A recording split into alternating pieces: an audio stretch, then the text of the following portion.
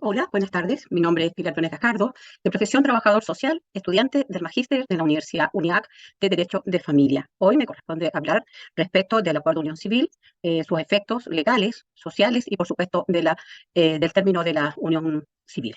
Primero quiero contarles que tenemos efectos personales, que esto tiene que ver con que solo se genera ayuda mutua y también está considerado el solventar de acuerdo a la capacidad económica de cada uno de los cónyuges, en este caso convivientes, de acuerdo a la capacidad económica, pueden ellos también aportar para poder solventar los gastos ocasionados por la vida común.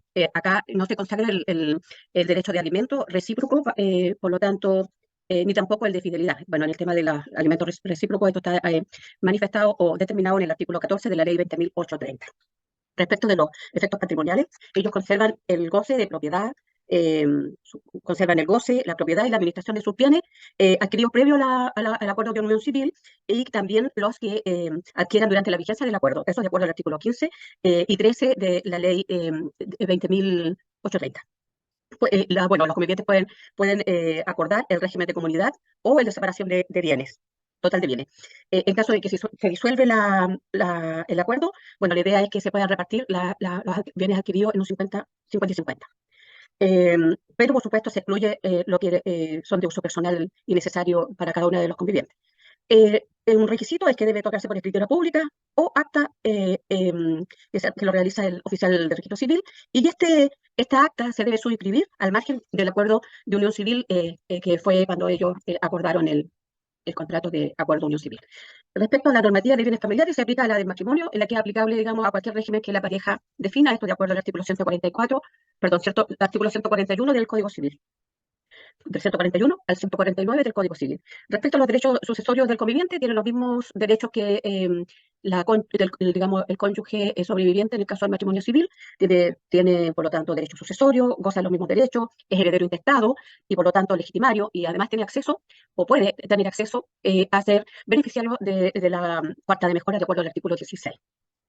Sin embargo, para que pueda hacer uso de este derecho sucesorio, el acuerdo de unión civil tiene que estar vigente, porque de lo contrario se pierde todo tipo de derecho para poder tener acceso a la masa hereditaria de su conviviente. Eso lo manifiesta el artículo 18 de la 2830. También está el derecho de adjudicación preferente, que es el artículo 10 perdón, la regla número 10 del artículo 1337 del Código Civil, que otorga en este caso al conviviente sobreviviente derecho a habitación y de uso cuando el valor del inmueble en que reside sea o haya sido la vivienda principal de la familia, y así también considera el tema mobiliario. Y esto principalmente, este derecho de adjudicación tiene que ver cuando es la cuota hereditaria que le corresponde al conviviente sobreviviente excede de la cuota hereditaria. Eso lo manifiesta el artículo 19. Por otro lado, tenemos el derecho a la legitimación activa de reclamar indemnización, que es cuando, por ejemplo, eh, un tercero, en este caso, da muerte o causa una discapacidad en uno de los cónyuges, o sea, en uno de los convivientes, perdón. En este caso, el otro conviviente tiene derecho a poder ejercer acciones de indemnización respecto del daño causado.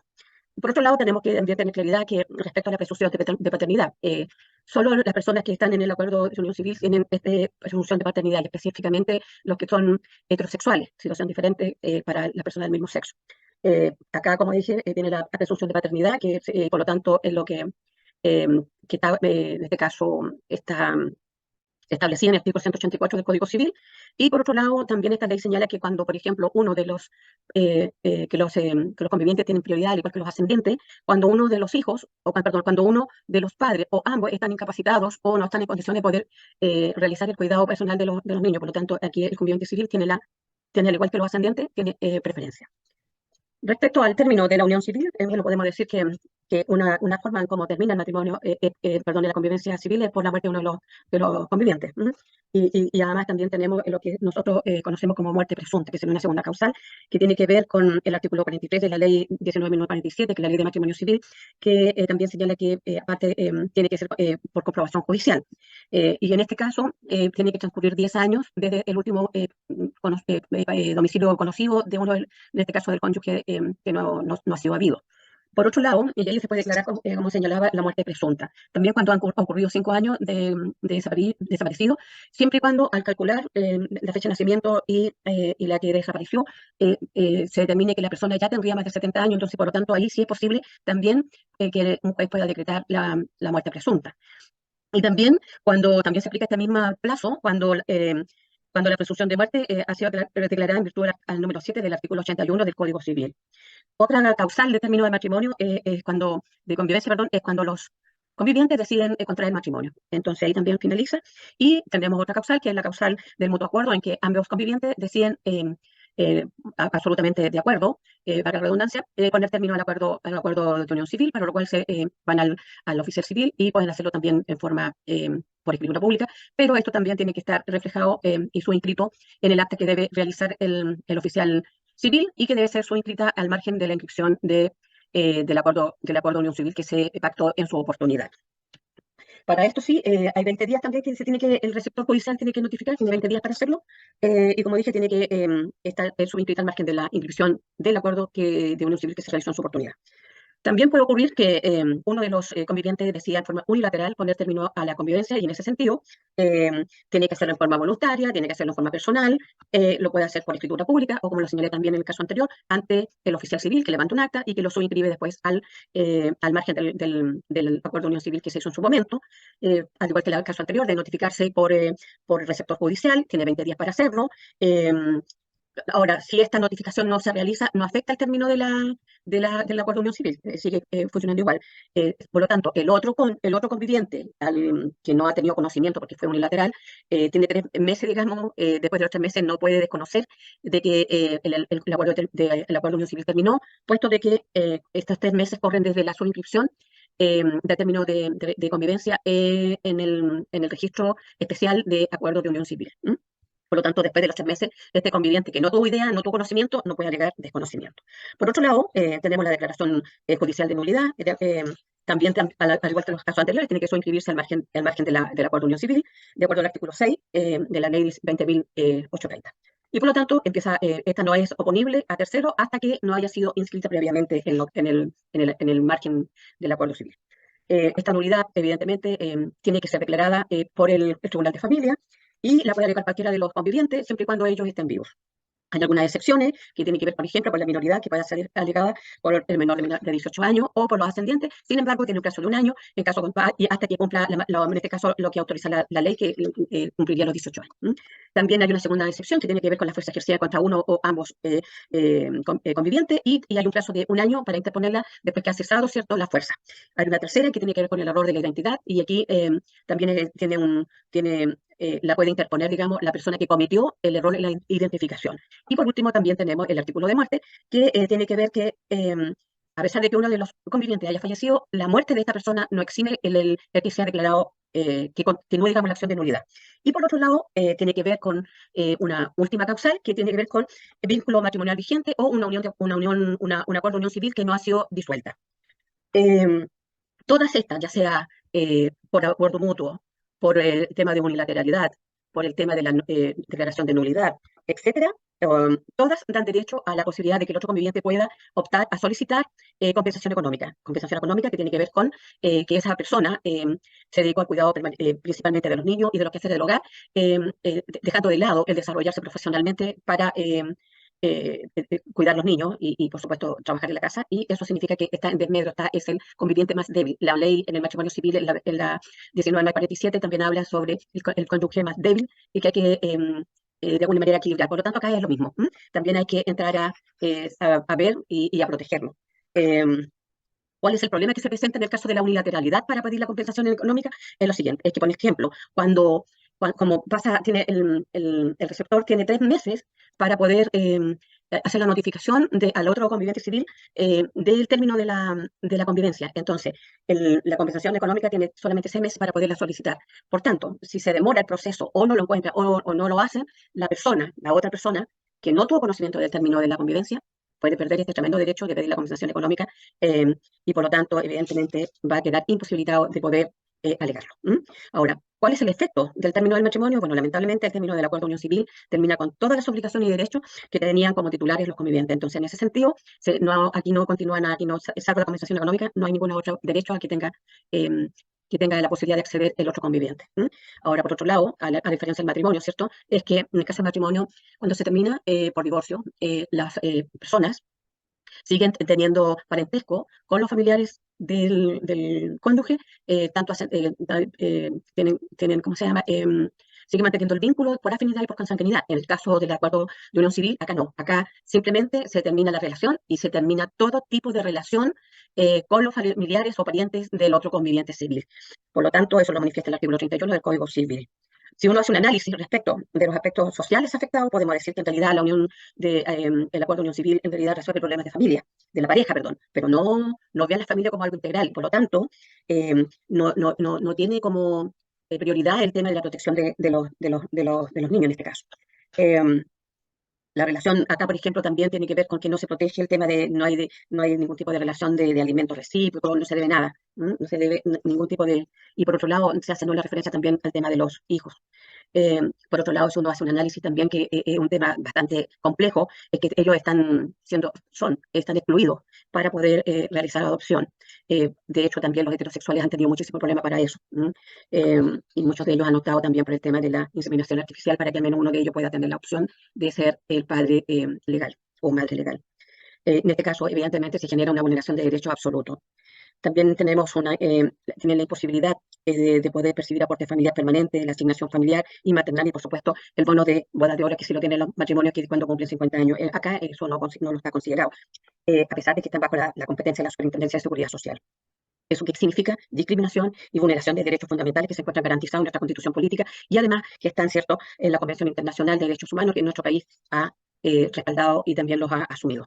Por otro lado, también tenemos que existe discriminación y vulneración de derechos, pues se ha excluido a los convivientes de los derechos contemplados en el Decreto Fuerza Ley 150 sobre asignación familiar y subsidio de cesantía para los trabajadores públicos y privados, lo cual no es menor.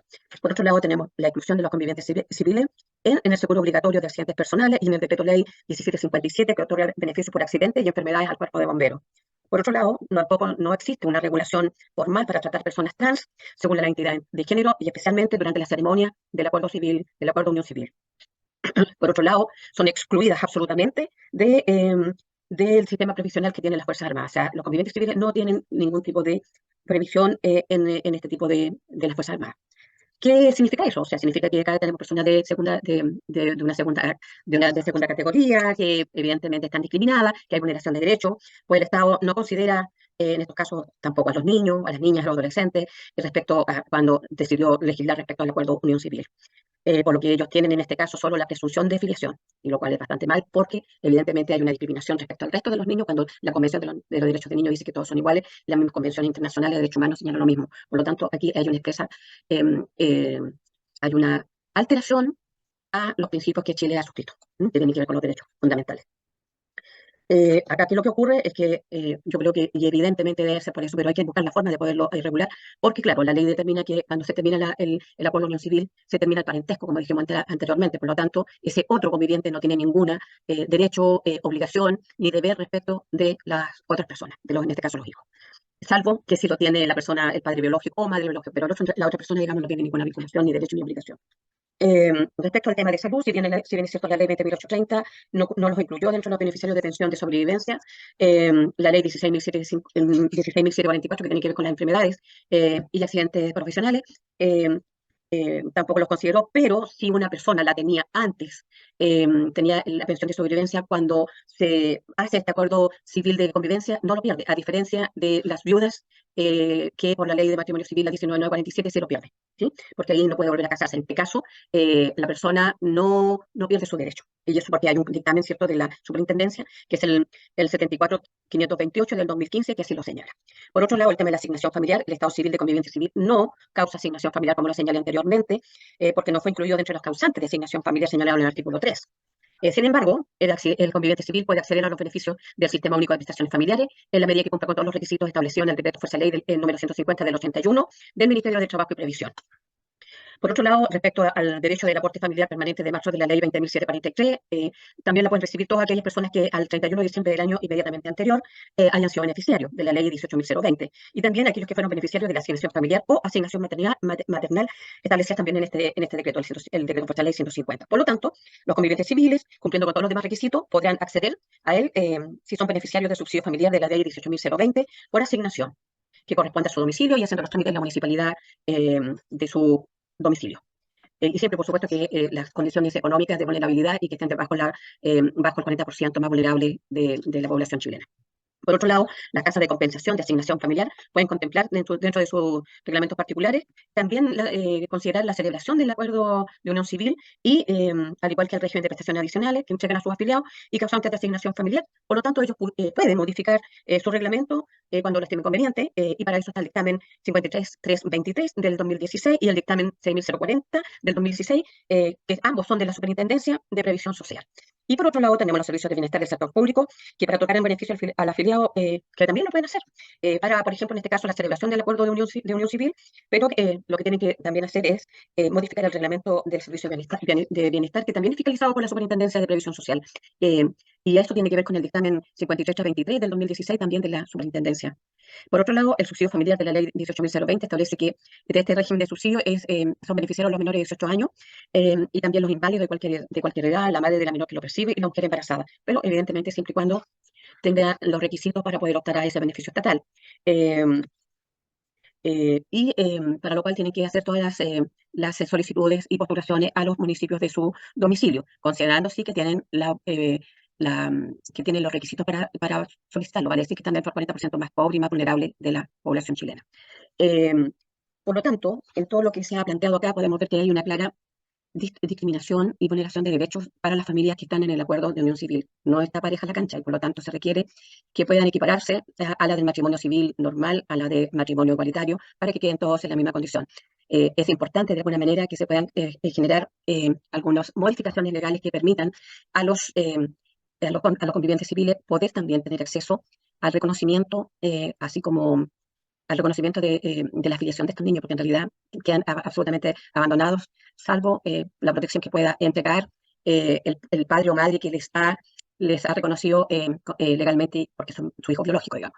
Pero si uno hace un análisis, evidentemente hay una total y absoluta indefensión de parte del Estado para estos niños y también para las personas que hoy día tienen la posibilidad de generar un acuerdo por los sentimientos, por la afectividad que ellos sienten, de generar este compromiso, este contrato ante la ley. Por lo tanto, la idea es que se puedan modificar algunas de estas leyes para que puedan realmente todas las familias en Chile estar en la misma condición de igualdad ante la ley, que puedan hacer uso de los beneficios que pueden entregarles sus parejas convivientes civiles, que están también, son casi un matrimonio, solo que tienen distintas leyes que no los protegen en un 100%. Creo que lo que corresponde acá es un análisis de los legisladores, de revisar esto.